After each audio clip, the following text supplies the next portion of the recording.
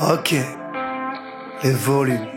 Avant de devoir apprendre les formules sur les volumes, il faut d'abord comprendre ce que c'est qu'un volume. C'est la mesure de l'espace à l'intérieur d'un solide, c'est-à-dire d'un objet en 3 dimensions. Plus cet objet sera grand, plus il contiendra de liquide. Comment le calcule-t-on? C'est l'objet de cette chanson. On va prendre un exemple, le mieux c'est un pavé droit. Pour savoir son volume, on se demande combien de fois rentre un cube d'un centimètre de côté. C'est ce qu'on appelle le centimètre cube. Dans cet exo, c'est la mesure usuelle. Découpe en centimètres ton pavé droit et compte le nombre de petits cubes qui rentrent dedans. Ouais, c'est ça ce qu'on appelle le volume. Tu veux calculer le volume de n'importe quel solide, d'un cylindre ou d'un cube, d'un pavé, d'une pyramide. Y a un principe de base à connaître par cœur.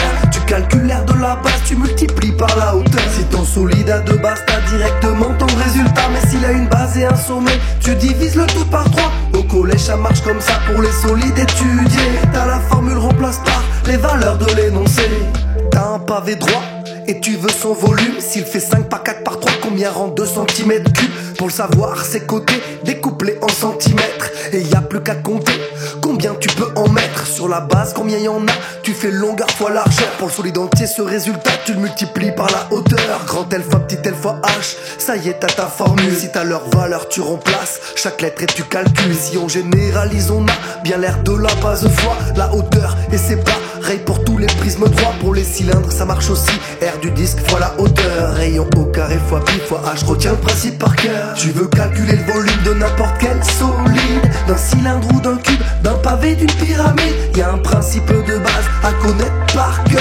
Tu calcules l'aire de la base, tu multiplies par la hauteur. Si ton solide a 2 bases, t'as directement ton résultat. Mais s'il a une base et un sommet, tu divises le tout par 3. Au collège ça marche comme ça pour les solides étudiés. T'as la formule remplace par les valeurs de l'énoncé. Pour calculer le volume d'un cône ou d'une pyramide, on change un peu de formule car c'est pas le même genre de solide. Ils n'ont qu'une base or, les prismes en ont 2 et ils ont un sommet. Alors ça varie un petit peu mais le principe ne change pas. Tu fais l'aire de la base fois la hauteur, mais ce résultat tu le divises par 3. Pour une pyramide à base carrée, de côté 5, de hauteur 4, t'as plus qu'à remplacer un tiers fois 5 fois 5 fois 4. Si t'as un cône de hauteur 10 et dont la base est de rayon 6, son volume c'est un tiers fois pi fois 6 au carré fois 10. Dernier volume, celui de la sphère, apprends par cœur ta formule. Pour ça tu fais 4 tiers fois pi fois son rayon au cube. Tu veux calculer le volume de n'importe quel solide, d'un cylindre ou d'un cube, d'un pavé, d'une pyramide. Y a un principe de base à connaître par cœur.